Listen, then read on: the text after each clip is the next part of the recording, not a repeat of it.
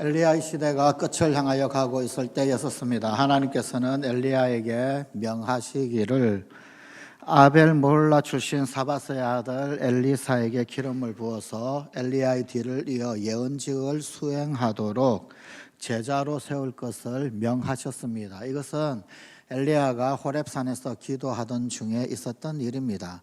하산하여서 내려오는데 엘리야는 엘리사를 만나게 되었습니다.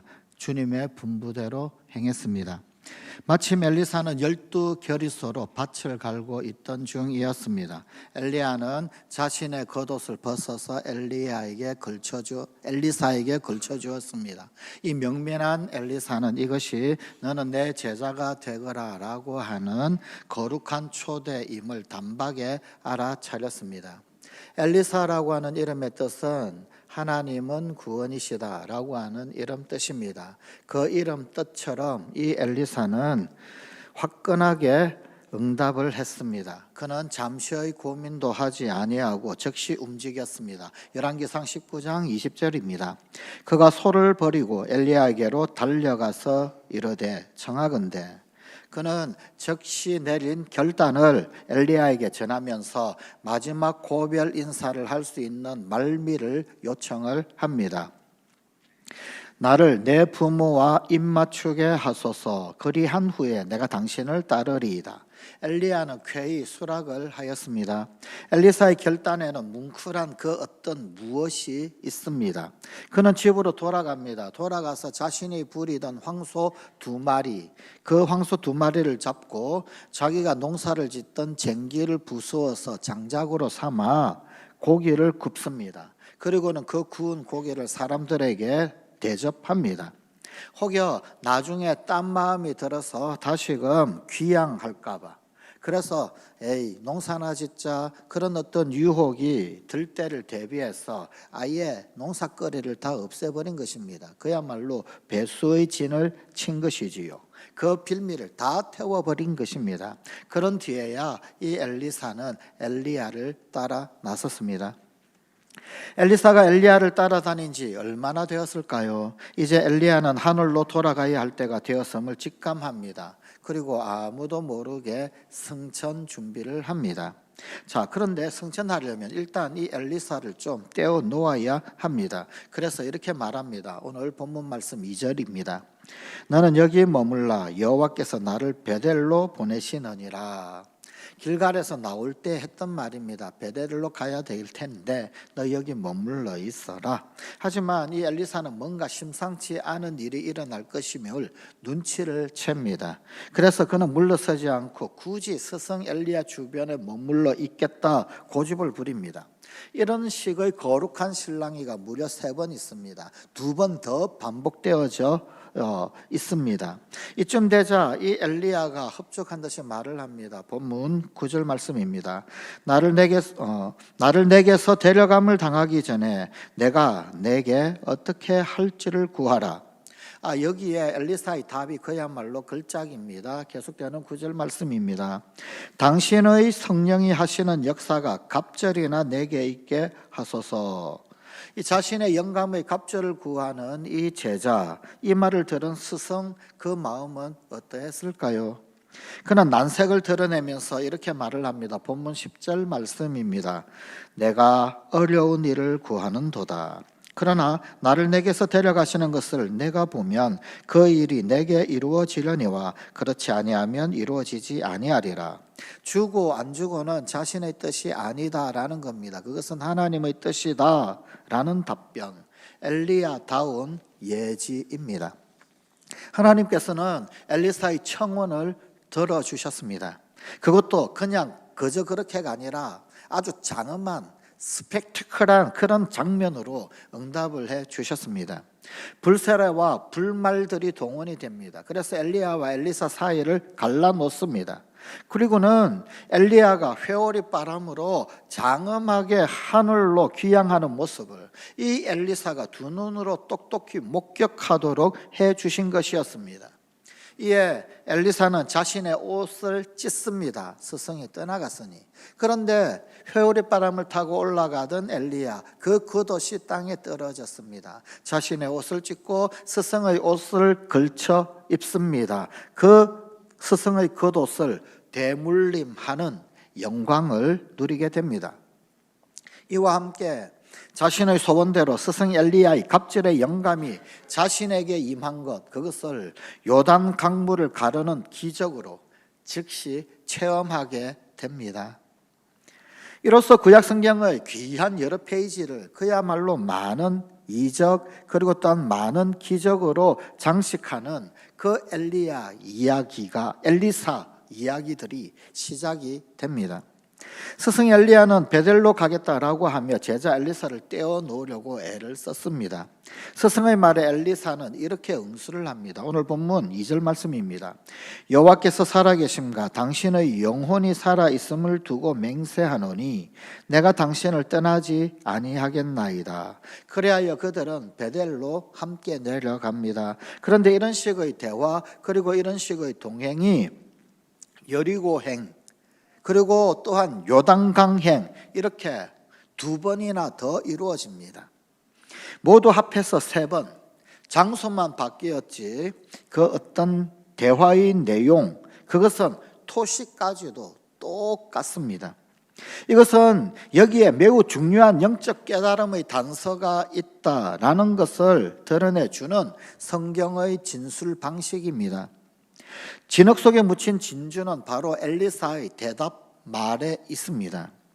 주님께서 살아계시고 스승님께서 살아계시는 한 나는 절대로 스승님 안 떠납니다. 결코 스승님을 떠나지 않겠습니다. 3번이나 거듭된 이런 불태의 신앙적 신념, 바로 신앙적 집념이 엘리야 나아가서 하나님의 마음을 움직여 엘리사로 하여금 스승 엘리야가 가진 영감의 2 몫을 받게 해준 것은 혹 아닐런지요. 참 아이러니하게도 이 엘리사는 수넴 여인의 죽은 아들을 살리는 기적 이야기 가운데서 수넴 여인의 입에서 발설되는 똑같은 생때에 굴복당하고 설복당하고 맙니다. 열왕기하 4장 30절입니다. 여호와께서 살아계심과 당신의 영혼이 살아계심을 두고 맹세하노니 내가 당신을 떠나지 아니하리이다. 수넴 여인의 말입니다. 엘리사 자신의 어투와 완전 판박이입니다. 이 집요한 청혼을 엘리사는 외면할 수가 없었습니다. 그래서 그의 아들이 살아나는 놀라운 은혜가 나타나게 되었습니다. 뭐라고 이름하면 좋을까요? 생때 기도라고 이름하면 좋을까요? 끝장 기도라고 이름하면 좋을까요? 뭐라고 해도 좋습니다. 하여간 이러한 이 류의 기도, 성경에는 이런 류와 똑같은 기도가 이미 그 이전에도 그리고 아주 후대에도 또 성경 곳곳에서 기록이 되고 소개가 되고 있습니다. 그 옛날 야복강 나루터에서 여호와의 천사와 씨름을 하면서 바쳤던 야곱의 기도 소리는 여전히 옹골차게 들려옵니다. 창세기 32장 26절입니다. 당신이 내게 축복하지 아니하면 가게 하지 아니하겠나이다.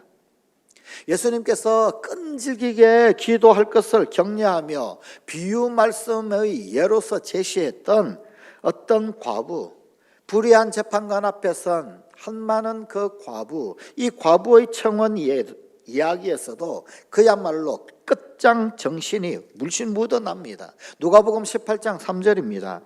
그 도시에 한 과부가 있어 자주 그에게 가서 내 원수에 대한 나의 원한을 풀어주소서 하되 자주 그에게 갔다. 이 부분에 본뜻 그 과부는 줄곧 그 재판장에게 계속해서 가서 졸랐다, 그런 말입니다. 한 번 애원한 것이 아니라 계속해서 가서 졸라대었다, 그런 뜻입니다. 성관가족 여러분, 이들의 기도가 고스란히 오늘 우리의 기도가 되어야 하지 않겠습니까? 이전에 엘리야가 호렙산에서 여호와 하나님께 받은 예언 말씀이 있었습니다.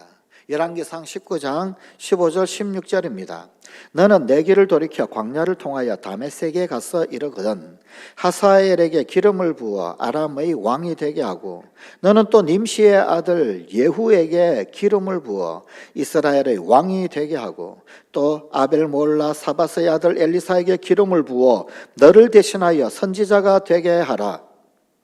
그런데 이 말씀은 그야말로 액면 그대로 이루어졌습니다. 성취가 되었습니다. 그런데 여기서 우리가 특별히 주목을 해야 할 사실이 있습니다.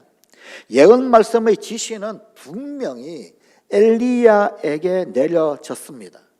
그런데 이 예언 내용의 임무 완수, 그 완수는 엘리사를 통해서 비로소 이루어졌다라고 하는 점입니다. 다메섹에서 아람왕 베나닷의 신하 하사엘에게 그 다음 왕이 될 것이다 라는 것을 선언한 것은 엘리사가 한 것이었습니다. 예언은 엘리야에게 내려졌는데 베나닷 그리고 그 다음 하사엘이 신하 하사엘이 베나닷을 이어서 왕이 될 것이다 선언을 한 것은 엘리사더란 말입니다. 열왕기하 8장 13절입니다. 하사엘이 이르되 당신의 개같은 종이 무엇이기에 이런 큰 일을 행하오리까 하더라. 엘리사가 대답하되 여호와께서 내가 아람 왕이 될 것을 내게 알게 하셨느니라 하더라.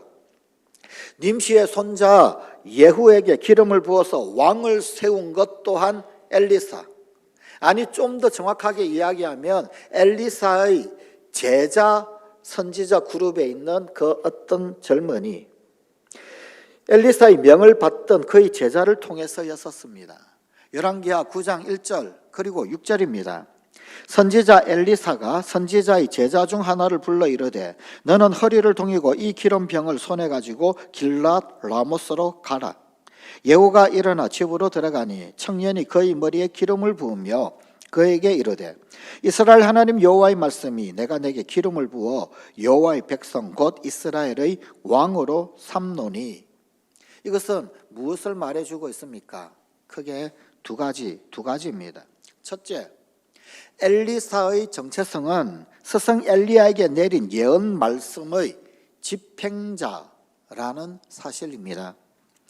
횟수와 양상에서 본다라고 그런다면 사실 엘리사의 이적, 엘리사의 기적, 그 사연들은 스승 엘리야를 훨씬 뛰어넘습니다.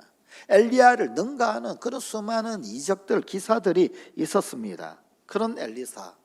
그런데 이 엘리사가 사실은 독자적 예언자가 아니라 철저하게 엘리야 예언의 성취자 내지 완수자였던 것입니다. 말하자면 예언 말씀의 성취가 2세대에 걸쳐서 이루어져야 했기 때문에 하나님께서 엮어주신 그야말로 특임의 2인 1조였던 셈입니다. 엘리야 예언자에게 내린 예언 말씀이 다 이루어졌을 때 성경은 이를 확실히 더 언급을 해주면서 그야말로 방점을 찍어줍니다. 열왕기하 9장 36절입니다. 이는 여호와께서 그 종 디셉 사람 엘리야를 통하여 말씀하신 바라. 이르시기를 이스라엘 토지에서 개들이 이세벨의 살을 먹을지라. 이세벨이 죽었을 때의 이야기입니다. 이때는 이미 엘리야는 성천하고 난 이후 엘리사 시대 때입니다. 그런데 이 이세벨의 죽음을 향하여서 디셉 사람 엘리야를 통하여 말씀하신 바라. 뿐만 아니라 오늘 또 다른 본문인 열왕기하 10장 10절 말씀입니다.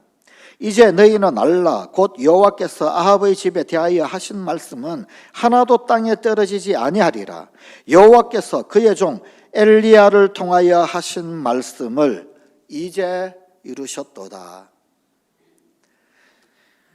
둘째, 내용상으로 볼 때 엘리야 예언자를 역사의 무대에 등장시켰던 이스라엘 최악의 우상숭배자 아합 왕, 그리고 왕비 이세벨, 그리고 그들의 자손들, 그들에 대한 하나님의 심판이 엘리야 때뿐만 아니라 엘리사 때까지 엘리사 활약의 그 기저를 흐르는 그런 어떤 복선으로 깔려 있더라라는 사실입니다.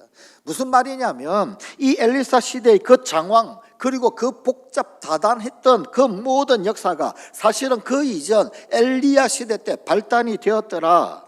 그 엘리야 시대 때 발단이 된 여호와 신앙과 바알 혹은 아니면은 아세라 우상숭배 사이의 대결이었더라라고 하는 그 관점에서 성경은 소개하고 있다라는 이야기입니다. 도대체 우상숭배가 얼마나 지독하기에 대를 이어서 대대로 그렇게 싸워야 했던가? 이 우상숭배가 얼마나 지독스럽게 성행했기에 그렇게 했을까요? 또 우상숭배를 여호와 하나님께서 얼마나 싫어하셨기에 그러했을까요? 엘리사는 확실히 엘리야의 후광덕의 큰 예언자로서 활약을 했습니다. 엘리사는 엘리야의 갑절의 영감을 받은 자, 다시 말하면 그는 엘리야의 영으로 가득 차서 활약을 했습니다. 그랬기에 두려움을 모른 채 위풍당당하게 숱한 기적들을 행했습니다. 이런 기적 그리고 이런 업적들 그런 것들은 예언의 선포자로서 보다 예언의 실행자, 예언의 집행자로서 이 엘리사의 정체성을 부각시켜 줍니다. 담대한 집행자 엘리사, 참 매력 있는 타이틀입니다. 하나의 번호로 삼아도 될 만한 영적 기상이 느껴집니다. 어쩌면 오늘날 교회에 가장 필요한 영성이 바로 이 담대한 실행이 도드라진 엘리사표 영성일지도 모릅니다. 오늘날 다양한 시각에서 언급되고 있는 교회의 위기, 이 위기 국면은 사실 오늘날에만 국한된 것이 아닙니다. 엘리야 시대, 엘리사 시대의 그것과 그렇게 크게 다르지가 않습니다. 전쟁을 위하여는 여호와께 구하고 하늘에 비가 내리기 위해서는 바알에게 빌붙어야 하고 풍성한 소출을 얻기 위해서는 아세라 여신에게 비나이다 열심히 빌어야 하는, 여기에서 덕을 보고 저기에서 덕을 보고 거기에서 덕을 보고 여기저기 덕 보는 것은 다 좋아서 그저 덕을 보기 위하여서 이리 기웃 저리 기웃하던 그 모습, 그것은 비단 엘리야 엘리사 시대 때만 그런 건 아닙니다. 오늘날도 마찬가지. 오늘날 우리가 살아가고 있는 이 시대적 사조를 포스트 모더니즘 시대라고 그럽니다. 절대 진리가 없는, 모든 진리를 상대화시켜버리는 다원주의적 시대. 다원주의적 시대는 결과적으로 다신론으로 흐르게 되어 있습니다. 절대 진리를 주장하며 캐캐 묵은 것이라고 여기는, 그래서 이것 떡도 조금 보고 저것 떡도 좀 보고 요것 떡도 보고 이리저리 유리하게 덕을 보면 그게 최고인 그런 시대적 사조. 어떻습니까? 엘리야 엘리사 시대와 별반 다르지 않지 않습니까? 이런 다원주의의 침식에 따른 신앙의 총체적 위기, 기성신앙인들의 이탈 및 해이, 이에 대한 바람직한 해결책은 무엇일까요? 그런데 실상 그 해결책, 그 답 멀리 있는 게 아닙니다. 그 답은 어떤 탁월한 신학자들의 경론을 통해서 심오하게 우리에게 도출된 그런 묘한 그런 것들은 아닐 것입니다. 어느 역사적 존재도 답을 몰라서 몰락한 예는 단 한 번도 없습니다. 더더군다나 구원의 역사에서는 더욱 그러합니다. 답은 이미 주어져 있습니다. 그것도 아주 분명히 명료하게 답은 이미 주어져 있습니다.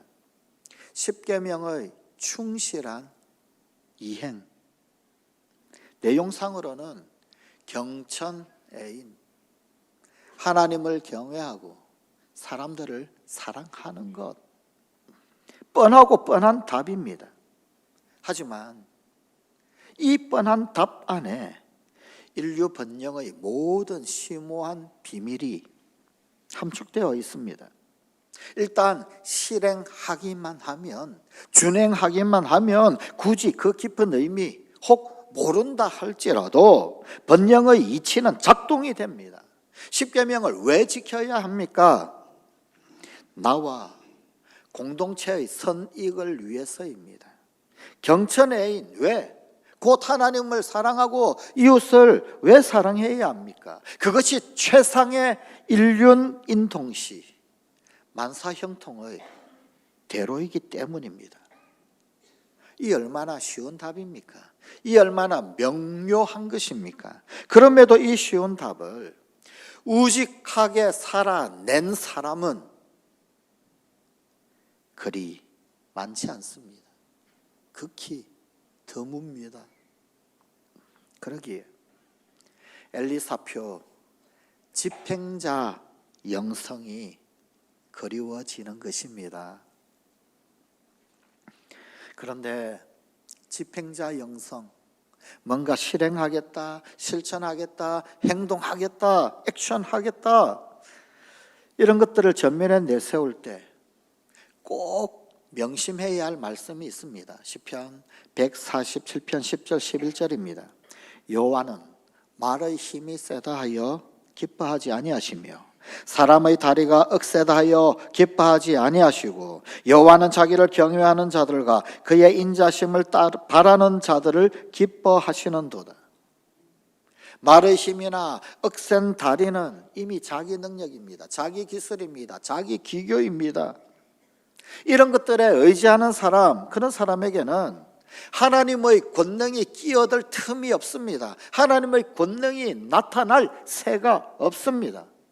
자신의 뛰어난 기교가 있고 기술이 있기에 말의 힘이 유감없이 발휘되고 자기의 억센 다리를 유감없이 드러내 보여야 하기에 하나님의 뜻도 자신의 뜻에 밀려납니다.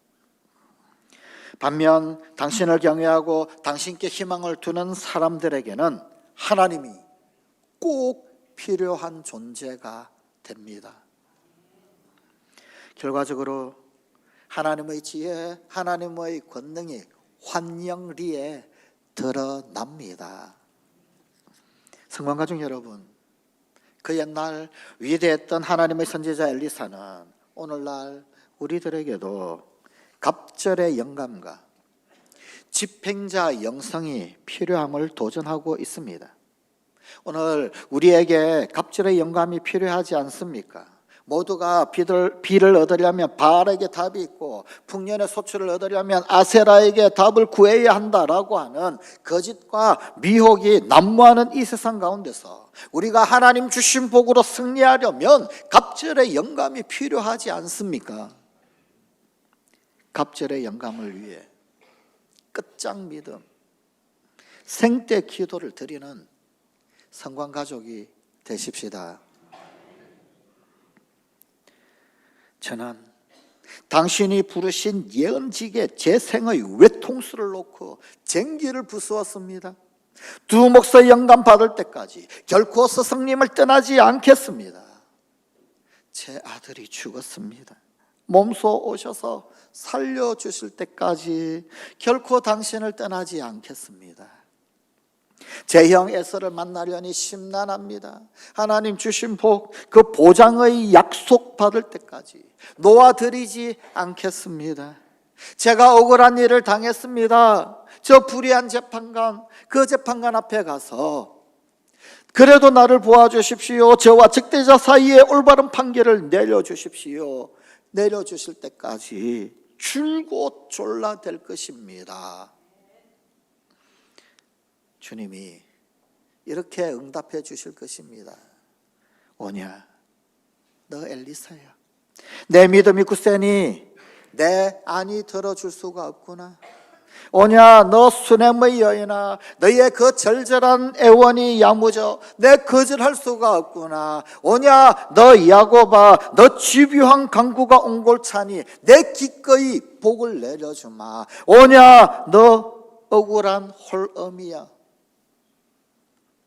내 가련한 생때가 온팡지니 내가 내 편 들어주마. 예수님께서는 이런 막무가내 기도를 확실하게 응원해 주십니다. 누가복음 18장 7절입니다. 하물며 하나님께서 그 밤낮 부르짖는 택하신 자들의 원한을 풀어주지 아니하시겠느냐? 그들에게 오래 참으시겠느냐? 오늘 우리에게 집행자 영성이 필요하지 않습니까?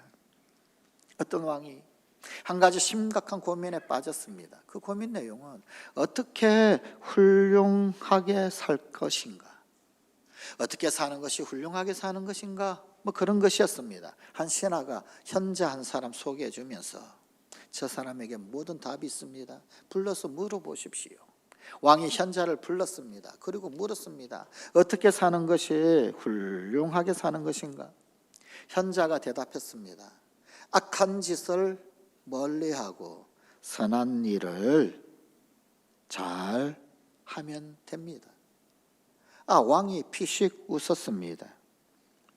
웃는 이유, 그럴듯한 대답을 기대했는데 너무 뻔한 말, 웃음이 피식 나왔습니다.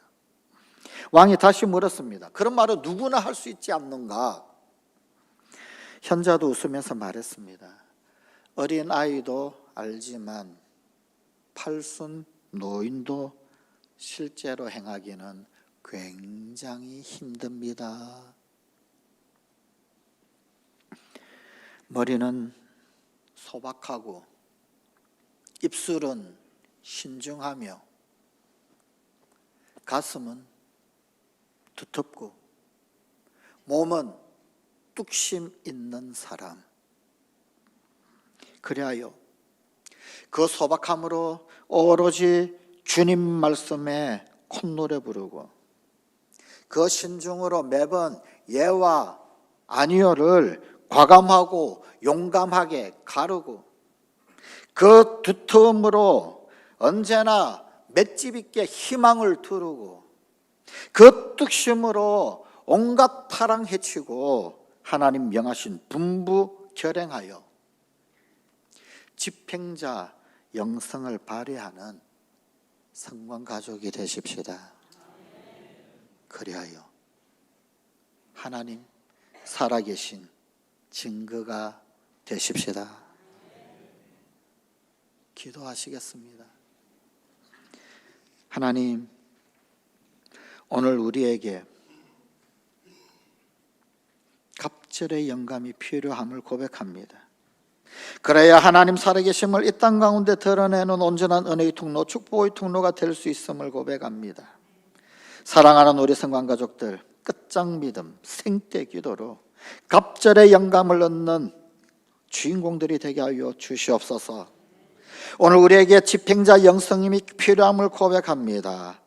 우리 주님 앞에 뚝심으로 온갖 파랑해치고 오직 주님 명하신 분부 결행하는 집행자 영성의 주인공 되어 하나님 살아계신 증거가 되는 우리 성관가족들이 되게 하여 주시옵소서.